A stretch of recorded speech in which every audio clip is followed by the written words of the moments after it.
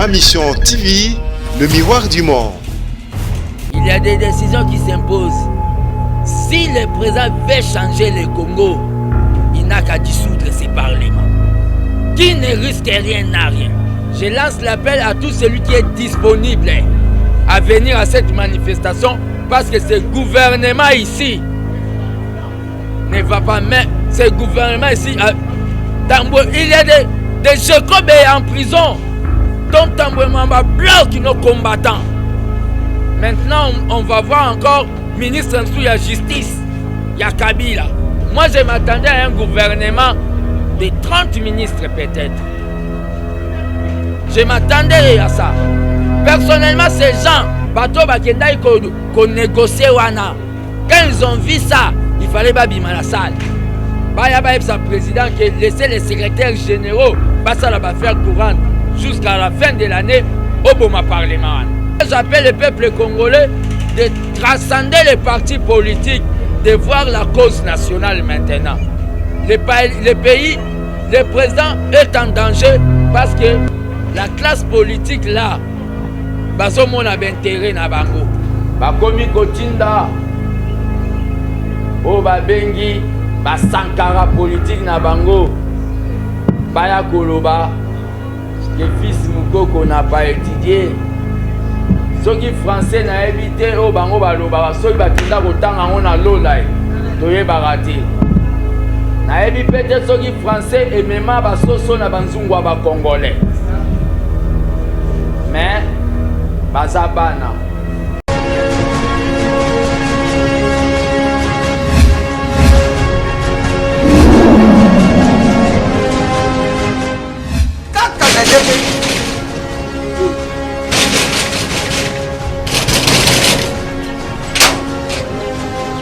Asa ubita portable usafunga nuki.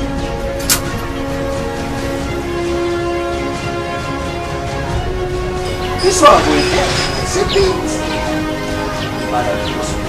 Ah merci! CPX! CPX ici c'est la station. CPX c'est vacances. Louis! Ah! Isaneyo! Mengait! Ah! Oh yo l'équipe! Quoi? On a l'équipe où il y a pas ce moment. Ah ma chère! Ah ma chère!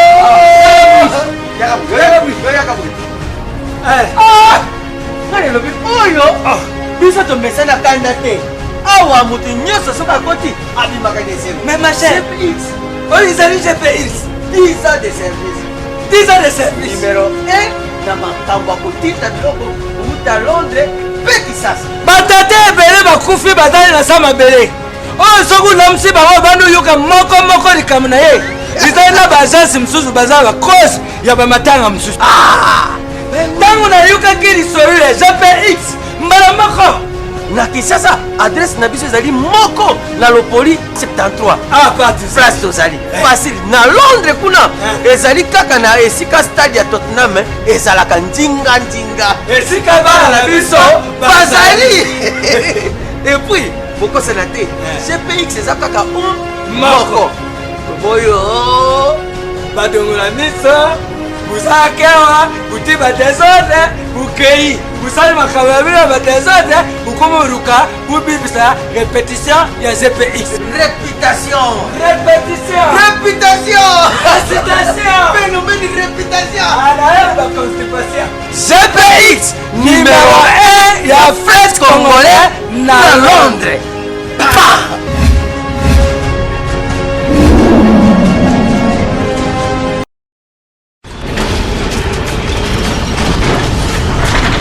Ma Mission TV, le miroir du monde.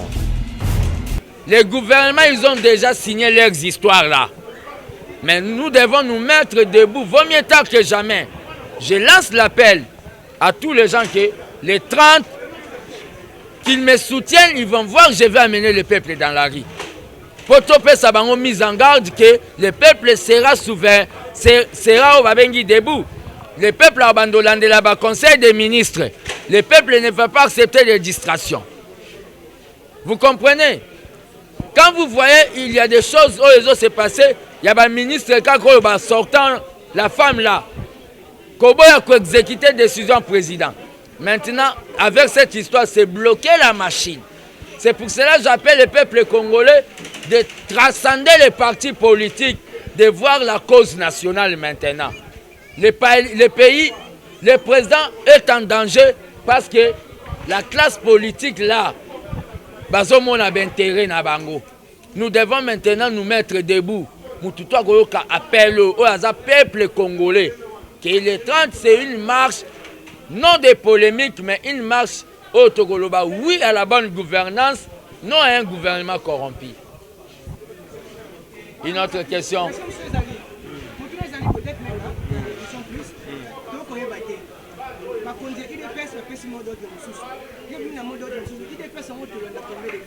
IDPS va faire Simon d'ordre.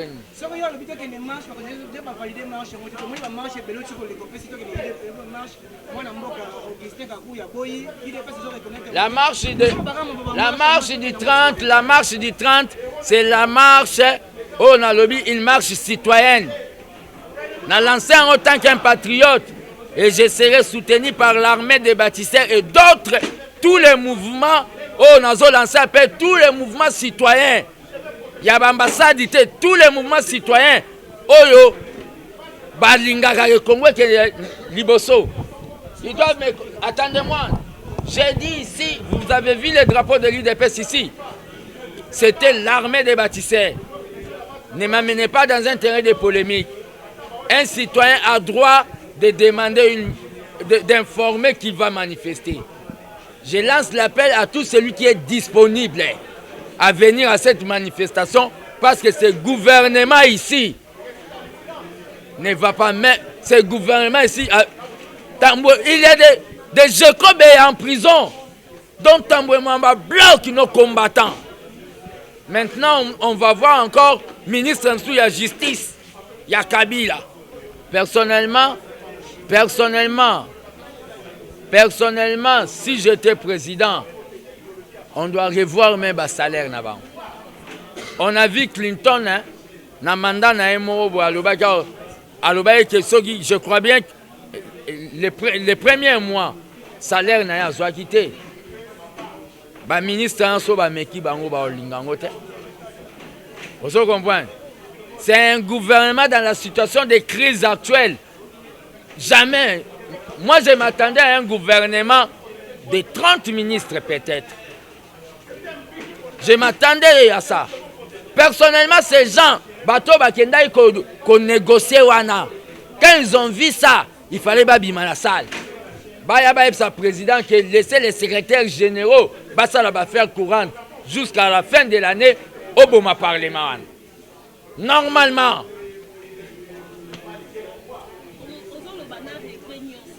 Apparemment, quand ils prennent des décisions, ça la non, en tant que combattant, on luttait pour mingi pour la bagarre. Ça la qu'est-ce que le président de la République doit faire pendant qu'il est minorité en Assemblée nationale? Il faut qu'on se le dise. Qu'est-ce que le président doit faire? Il doit coopérer avec eux ou bien il faut partir à Parlement auto-bandélation? Président, à un moment où vous savez, en politique, il y a des décisions qui s'imposent. Il y a des décisions qui s'imposent. Si le président veut changer le Congo, il n'a qu'à dissoudre ses parlements. Qui ne risque rien n'a rien. Je dis, je vous remercie. Pour nous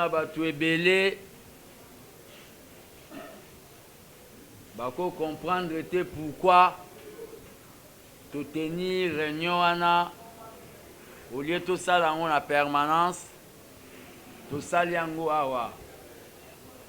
Raison est à mon corps. La vision, il y a président Félix, IDPS, il faut zonga au babengi mon corps. C'est-à-dire IDPS qui bat ça, na IDPS Tshisekedi, et kozonga au babengi parti moko yangonde bango mibale tellement basalaka combat ensemble.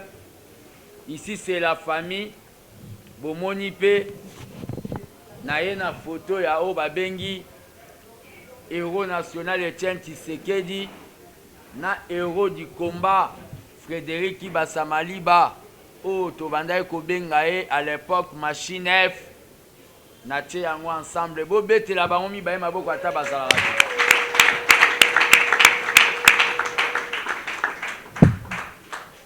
Les mots d'ouverture de notre atelier, je vais les faire en français pour la communication beaucoup plus, parce que l'extérieur aussi doit comprendre que nous avons un problème ici au Congo qui est la pauvreté. UDPS viva! Messieurs, mesdames et messieurs les bâtisseurs, très chers combattants et combattantes, nous vous remercions d'avoir répondu à l'invitation de l'armée des bâtisseurs tshisekidistes en sigle qui est une ASBEL. À ce jour, le jeudi 1er août 2019, en ma qualité du coordonnateur de la structure précitée, je lance officiellement l'ouverture d'une campagne contre la pauvreté.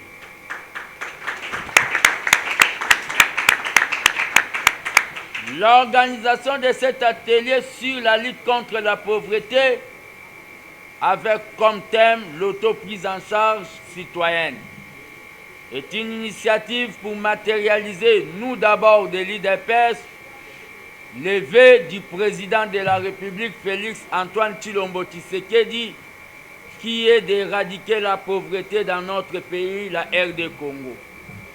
En effet, plus de 388 millions de personnes, soit 43% de la population totale, vivent dans la situation de pauvreté extrême en Afrique subsaharienne. Ce chiffre a été rendu public par la Banque mondiale dans son rapport 2015-2016. Une situation dont les causes principales sont les conflits, les violences spécialement en RD Congo, c'est la mauvaise gouvernance qui ralentissent la croissance économique et compromettent les progrès réalisés en matière de développement.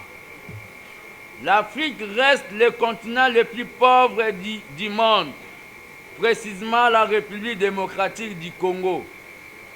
Les populations doivent faire face à l'insuffisance alimentaire, à l'absence de travail et le manque de plusieurs soins médicaux. La pauvreté est un problème complexe et multidimensionnel, dont les origines sont aussi bien nationales qu'internationales. Il n'existe aucune solution qui puisse s'appliquer à l'échelle mondiale. Il est en revanche essentiel pour résoudre ces problèmes de mettre en place les programmes de lutte particuliers à plusieurs secteurs. L'élimination de la pauvreté, de la famine, la répartition plus équitable des revenus et la valorisation des ressources humaines restent partout les enjeux d'importance majeure. La lutte contre la pauvreté est une tâche qui incombe à tous. À ceci, je lance officiellement cette campagne de lutte contre la pauvreté. Que vive la République démocratique du Congo, que vive l'UDPS, le parti du peuple, que vive l'ABT, l'avenir c'est maintenant. Les UDPS, na soukande na osala point, na répondre à la question entre les deux photos et les deux leaders. Kibasa Maliba, Obanda Kobenga et Machine F, et Tshisekedi, Otobanda Kobenga ya Titi. Bobete la bango souma boko.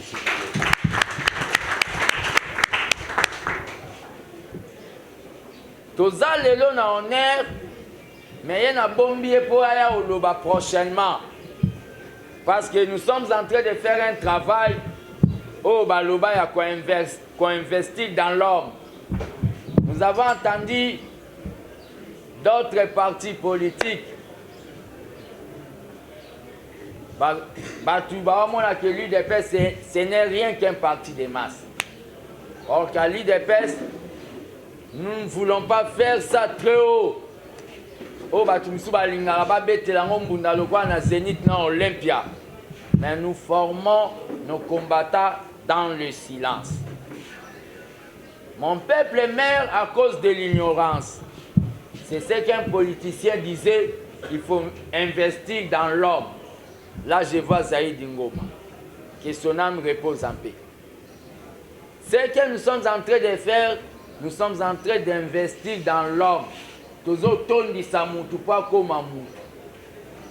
Dans le moment où l'armée des bâtisseurs viva.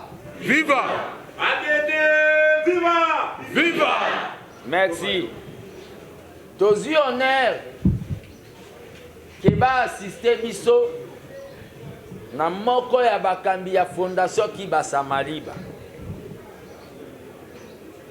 Mais à préparer pour ya koloba na biso prochainement oye pas nango par rapport na makambo etali lutte contre la pauvreté. Kombo na ye Mimbu Mbeze Pichu mais babenga ke na politique Madiba.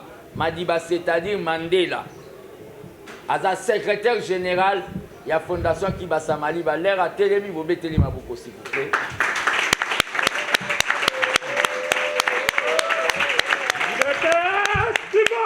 Viva! Viva! Viva! Tokende. Viva! Viva! Merci. Il est le secrétaire général de la fondation Kibasa Maliba.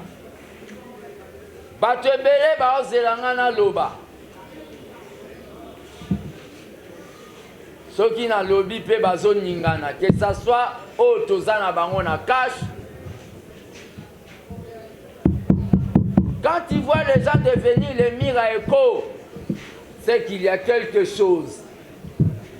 C'est-à-dire qui se sent mauvais se mouche.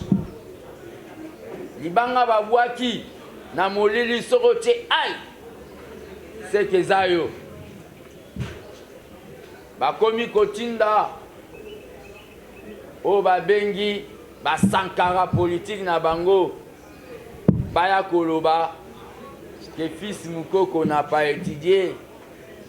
Ceux qui français n'a évité au bango baloba, ceux qui bakenda kotanga ngona lola toye barate. Na ebi peut-être ceux qui français et même ba soso na banzungwa ba congolais. Mais bazabana. C'est-à-dire il y a des gens au boyoka qui ba soi-disant ceux qui ba bérin quelque chose. Ba réponda qui mais autorité morale na bango le sénateur à vie Kabila akenda kika epa o aza mokonzi mboka Fati bobete la Fatima boko makala.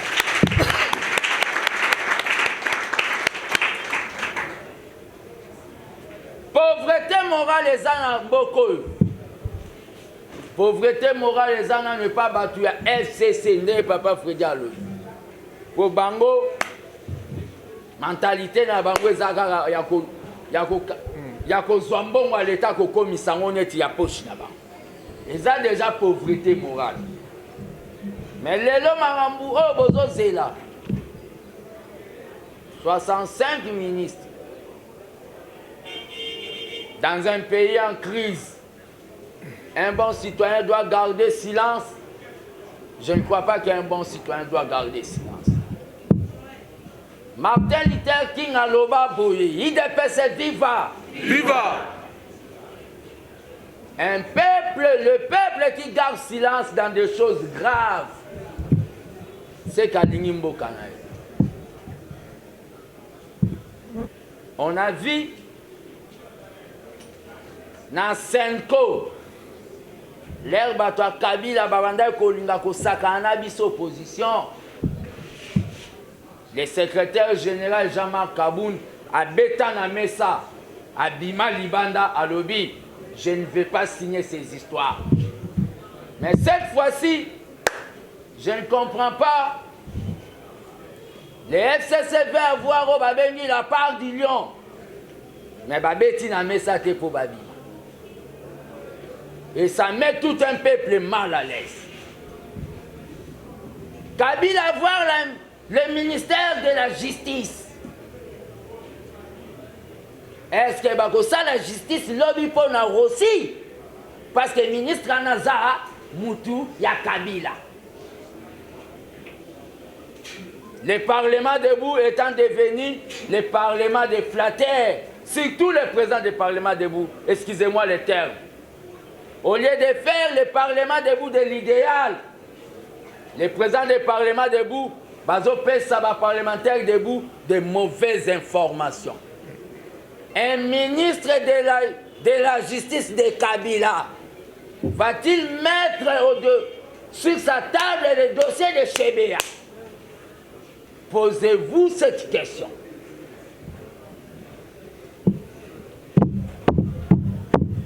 Le temps de la révolution est venu.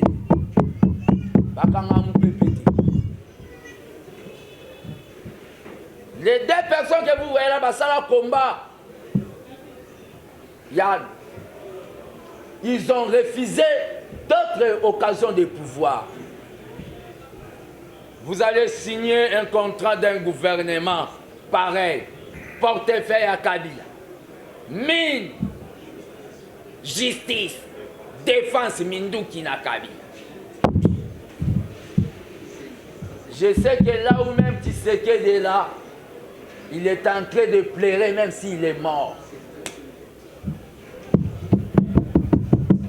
L'armée des bâtisseurs doit sauver l'IDPS. L'armée des bâtisseurs, viva! Viva! ABD, viva! Viva! ABD, viva! Viva! Viva! Viva! Debout Congolais, l'avenir c'est maintenant, debout Congolais. Merci Maboko pour ma vie.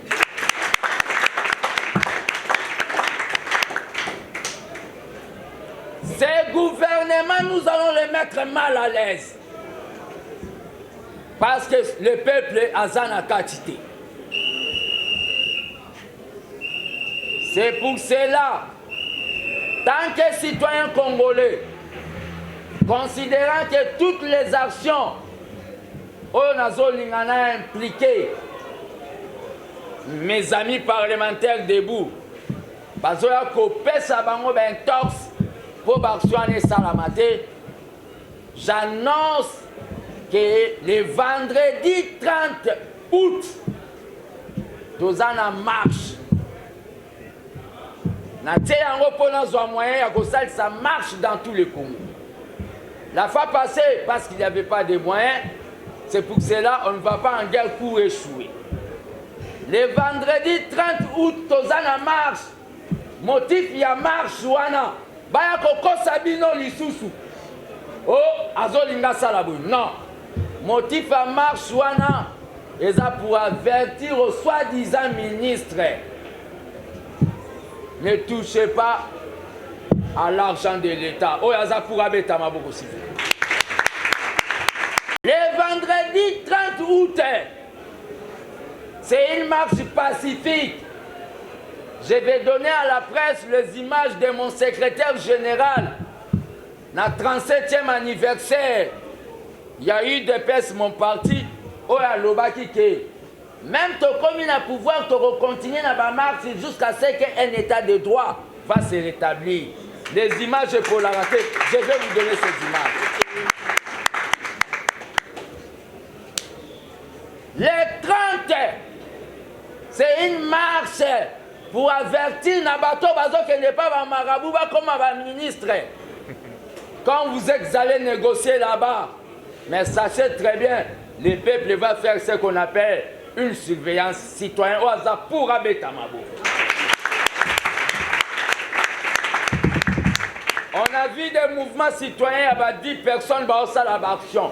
Mais l'armée des bâtisseurs est partout dans le Congo. On va marcher dans nombreux Tozananzela dès demain lettre Rokota déjà pour informer les autorités. Ils vont dire, il est qui pour demander? Je suis le fils de Tshisekedi de Kibas. Je suis un citoyen congolais. Constitution Lobaka est parti politique. Constitution Lobaka que tout citoyen qui veut manifester, il informe les autorités pour encadrer conformément à l'article 26.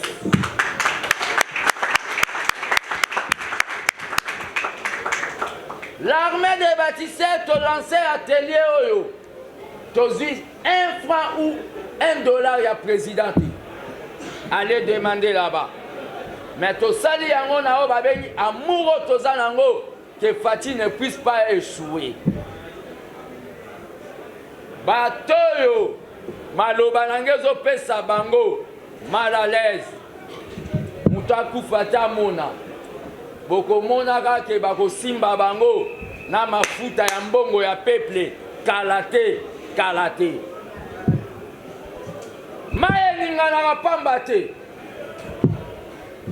Je n'ai pas le temps de répondre à Naba fanatique Naba. Moi, je suis un acteur politique. Des fois, tu vas kansa que les politique na lingala ne tu sautes au tanga. Na Chine basala jamais politique na ba en France. Je comprends même que na commis populaire parce que je parle en lingala.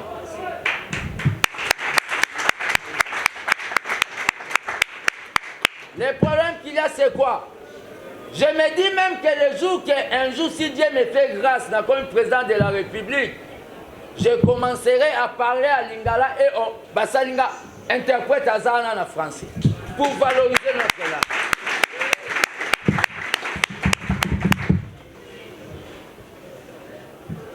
Ministère de la Défense. Kabila Zana Sénat. Kabila Azana Obabengi Assemblée nationale. Mais Kabila Zangi peuple. Le peuple Azana hémicycle Moko place Yakenda Koloba, c'est la rue. C'est dans la rue que le peuple s'exprime. C'est dans la rue que le peuple a l'obisa Kengo na Lingala. Et ça le vendredi 30. Nous allons faire une marche pour avertir aux fameux ministres là. Nous voulons la bonne gouvernance. À tous mes amis de l'armée des bâtisseurs, au Bazalia, Bopesa Bakombo na bino na liste pour tout ça l'afficher. Toromona na bino lisusu le jeudi. Tous en a besoin, to bandao babengi préparation ya fatigué. Nous devons descendre dans la base. Équipe ya comité national ya armée des bâtisseurs. Dès que nous aussi sangana bani ko accorder ba interview, ba commentaire pour boya ko pesa bango contact pour to banden to ko planifier. L'IDPS n'est pas limité. L'IDPS c'est dans la base. Nous devons préparer Fatidé. Vaut mieux prévoir que guérir. Nous devons préparer Fatidé. Nous devons expliquer au peuple situation. Il y a majorité à Kabila. Et ça faute inabisoté IDPS. On avait trompé au peuple. Naba bassin à Mapa. Naba 5 000 francs. Bakosa qui peuple. Nous devons travailler. Parce que nous devons travailler. Les gens veulent. IDPS est vivant. Viva! Bozo salamabe. Bo foute. Balingi na bombango pona. Ngana sala na ba on a cité de l'Oya. Ngana loba na osalate.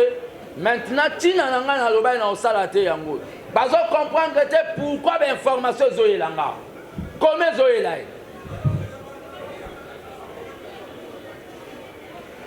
mbongo à l'État. Comme qu'on crée ma société fictive. Baloba te. Dans ce pays, il n'y a personne qui est supérieur au peuple congolais. Même Fati est au-dessus du peuple congolais. C'est le peuple qui est souverain. Bon, mi bete ma ma case. Merci.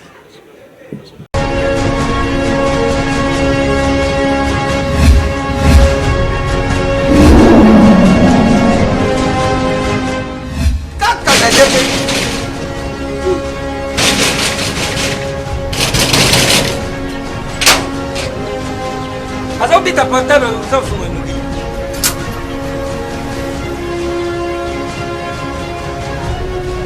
Isso c'est BX. Ah merci. CPX. CPX ici c'est la station. CPX c'est un vacan. Louis. Ah, Isaneyo. Mengait. Ah, Oyo l'équipe. on a l'équipe où il y a pas seulement Isaneyo. Ah ma chère. Ah ma chère. Ah, nani lobi oyo. Biso tomesana kanda te. Awa mutu nyonso soki akoti abimaka deseri. Mais ma chère. CPX. Oh Isani CPX. 10 ans de service. 10 ans de service. Numéro 1 na makambo ya kotinda biloko outa Londres mpe Kisasa. Batate ebele bakufi batali na sa mabele. Oyo soki olamusi bango bandi oyoka moko likambo na ye. Ezali na baagence mosusu baza bakose ya bamatanga mosusu.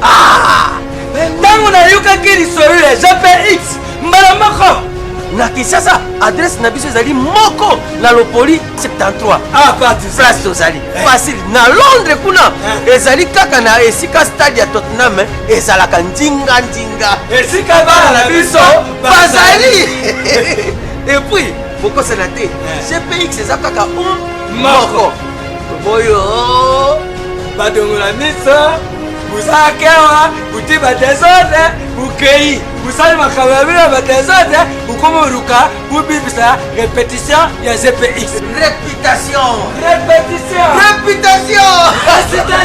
phénomène de réputation GPX numéro 1 ya fête congolais na Londres.